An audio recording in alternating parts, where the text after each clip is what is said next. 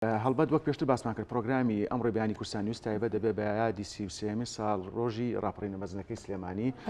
تەوەرەکانیشمان تایبەت دەبێت بەم یادە مەزنە. میوانی دومیشمان بەڕێز خات و نەسرین کوردەیە کارژێڕی مەڵبەند یەکی ڕێخستنی سلێمانی کە ئەو کات خۆشی لە شانەکانی ڕێخستن بووە لە کاتی ڕاپەڕینەکەیە.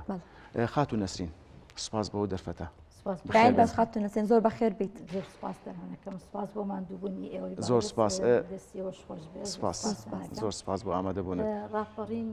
پێشە مشتی پیرۆزبایی لە ماڵە شەهیدەکان لە خانەوادەکان لە دایکی شەهیدان لە کوڕکچی شەهیدان لە پێشمەرگە دێرینەکان لە زیندانی سیاسیەکان لە کەمەندامانی سەنگەر پیرۆزبایی لەسەر جەمگەلی کوردستانەکەی. ئەم یادە بەڕاستی یادێکی زۆر پیرۆز و مێژوویە. ئەم یادە جێی فەخرە بۆ هەموو کوردێک بەڕاستی ئەبێ هەمومان دەستمان بەو قەوارەوە بێ ئاگامان لێ بێ ئەم هەلەمان لەکی دەستکەوتەکانی ڕاپەڕین پارێزین دەستکەوتەکانی ڕاپەڕین بەڵێ ئەبیوی پارێزین. خات و نەسرین ئێمە پێش دیدارەکە گفتوگۆیەکی کورتمان کرد. تۆ وەک ئەوەی کە ئەندامێکی ڕێخستن بوویت پێش ئەوە چۆن ڕێنمایتان درایە کە ڕاپەڕین بڕێوەیە یاخود چی بکەن چۆن بچنە ناو جەماوەرەوە؟ پێشەوە ئێمە ئەو کەسانی کە بەڕاستی ڕاست ڕێباون بۆ ئیش و کارەکانی ناوشاری سلێمانی حتمما بۆ ماڵانی کە ئێستا فەرموود ماڵی ئەمنەکان و کۆمەڵە ماڵی تریشە بوو کە لە کوردستانە ئەوانەیان ئاگار کردبووە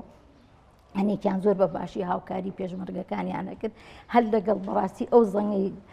ڕادیۆی گەلی کوردستان لێیە کە ئێستاژ زڕنگێتەوە لە گوێمانە ڕاپەڕن گەلی کورد زۆر بەمان یادەوەریمانێ بە تایبەتیمان هەیە لەگەڵی بەڵێ ئەجا لەگەڵ ئەوەشا بەڕاستی زۆر مرتاح بوو کە سیرتە کرد پیر گەنج لاو ئیتر ژن هەمووی ئەچوە سەر جادە یارمەتی پێشمەرگەکانیان هەیە هاوکاریان هەموو ڕەنجێک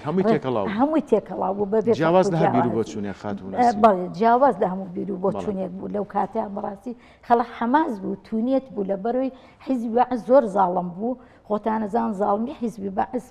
باز ناکرێت لە بەرەوەی ئێمان کیماباران کرد ئەرفالیان کردین زینە بەچاڵیان کردین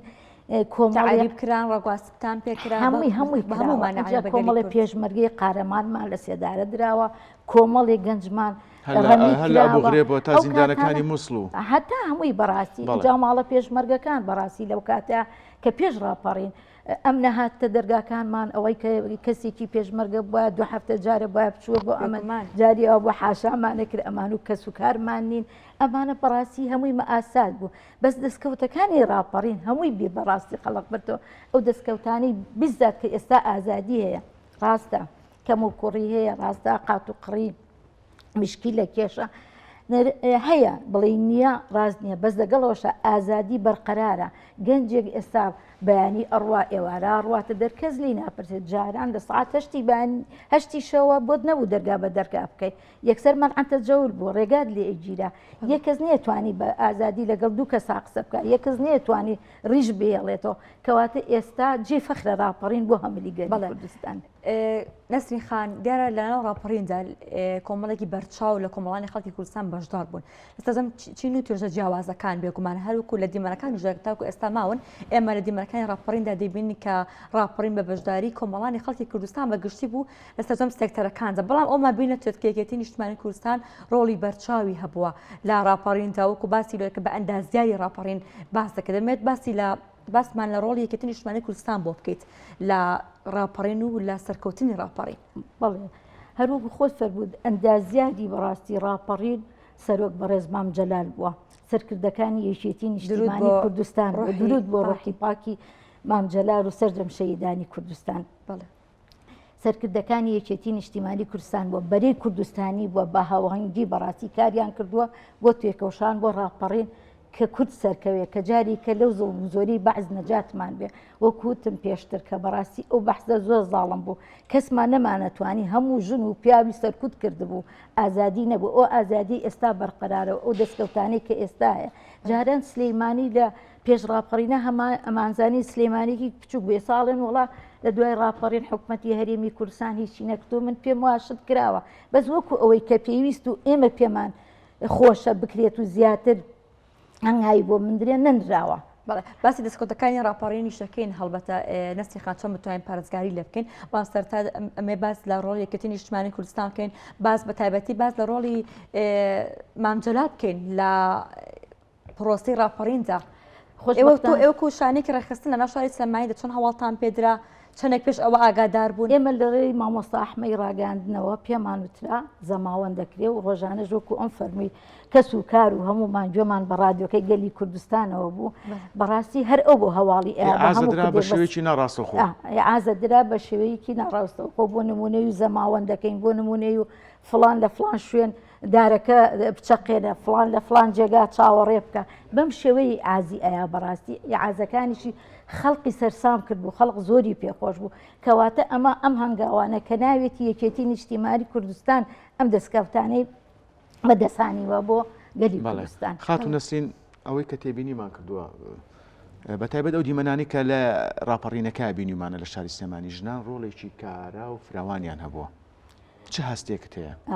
وەڵا ژنان ڕاستە دەورێکی باڵایان هەبووە کۆمەڵە ژنی تەنانەت لە کاتی ئازادکردنی ئەمنە سوورەکەشدا لە کاتی ئەمنە سوورەکەدا باسی کۆمل لە کاتی ئەمنە سوورەکەدا بەڕێو ئەمنە سوورەکە ئەڕۆیشتین بەسکە تەقەکان بوو گەڕینەوە کە گەڕانیەوە پیان وتین برادرانی خۆمان وتێن یان فریاکەون برادران برسیانە کەوتی نەشتکۆکردنەوە خواردن حازرکردن زیاتر بۆیان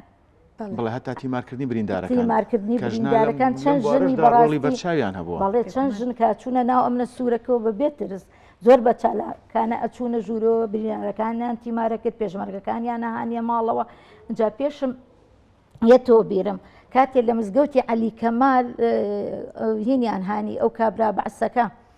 هانیان بەرەو مزگەوتی عەلی کەمال هەموو شوێنی کەوتن بە وتارکێشان و بە عنی شێوەیەکی زۆر خۆش بەڕاستی خەڵق دڵی خۆش بوو بەم سەرکەوتنی ڕاپەڕین. بەڵێ خاتون نەسرین لە ڕووی سیاسیەوە ڕاپەڕین بە شێوەیەکی گشتی ئامانجەکانی پێکاوە ئامانجەکانی پێکاوە چکم بەڕاستی یەکێتی خۆی تێدەکۆشێ لە پێناوی مافی چارەی خۆنووسین مافی مرۆڤ مافی دادپەروەی کۆمەڵایەتی ئەمانە کراوە بەس وەکوتم هێشتا ئەیەوێت ئیشەڵا یەکێتی و نوێبوونەوە یەکێتی هەنگاوی باشترە نێو سەرکەوتنی باشتر بۆی دەستکەوتەکان پارێزین خاتون نەسرین بە تایبەت ئێستا هەڵبژاردننی پەرلەمانی کوردستانیش نزیک بۆتەوە من پێم وایە هەڵبژاردننی کوردستان جێگای فەخرە بۆ کوردستان ئەبێ هەمومان بە ئەرک و مافی خۆمانی بزانین کە ئەمە لە سای ڕاپەڕینەوە حتمەن ئەم هەڵبژاردنێتە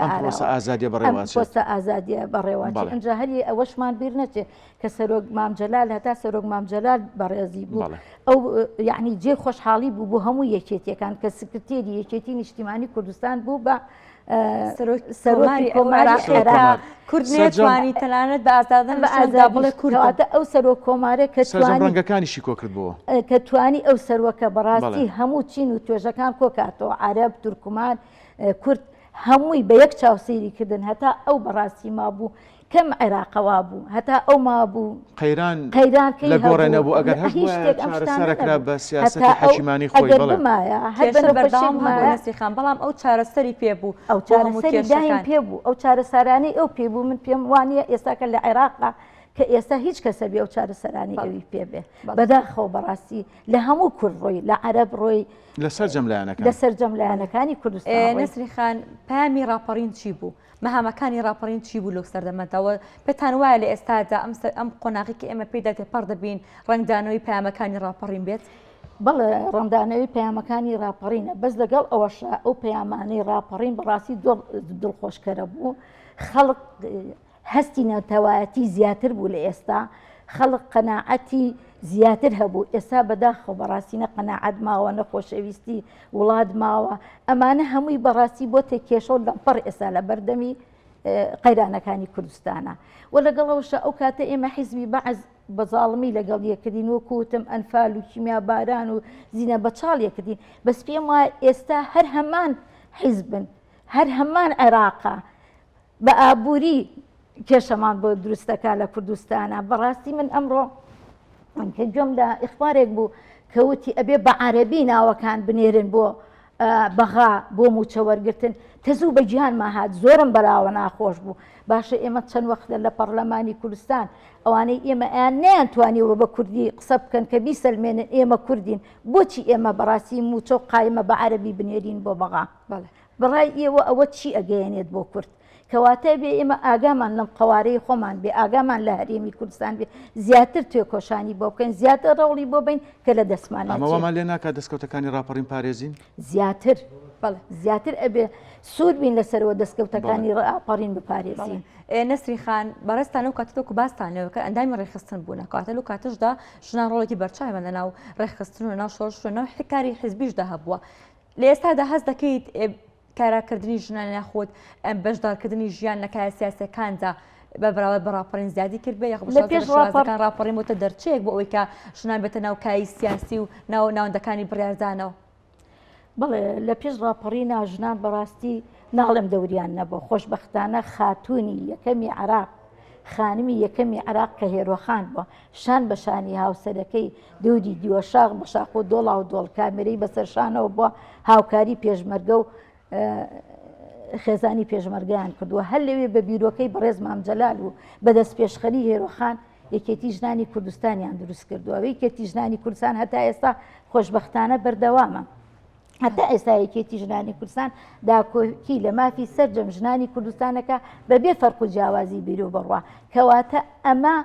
چێ ئەمەی بۆ بەڕاستی بەردەستەکردوین ئەو ڕێچکەشکانە کێ بۆی کردوین هێرۆخان کۆمەڵی ژنی چالاک و کۆمەڵی ژنی سەرکردایەتی لە ناو یەکێتی نیشتیمانی کوردستانە و ئێستاش خۆشبەختانە دوای راپەڕین بەڕاستی کۆمەڵێک دەستکەوتە بووە بۆ نمونە ژنەمان بۆ بە وەزیر ژنمان بۆ بە ئەندامی پەرلەمان ژنمان مدیر عامە لەگەڵ ئەوەشا خۆشبەختانە بە ئێستاوە بەو نەهامەتیانەش ئێستا ژنانمان دکتۆرای هەیە پسپۆڕن لە هەموو بوارەکانە. بەڵێ خاتون نەسرین کوردە کارگێڕی مەڵبەندیەکی ڕێخستنی سلێمانی سپاس بۆ ئەم دەرفەتە سپاس کە ڕاستەوخۆ لە استودیۆ سلێمانی لە استودیۆ کورسانی زۆر سپاس نەسری خان زۆر بەخێر بێت ماندوو نەبێت.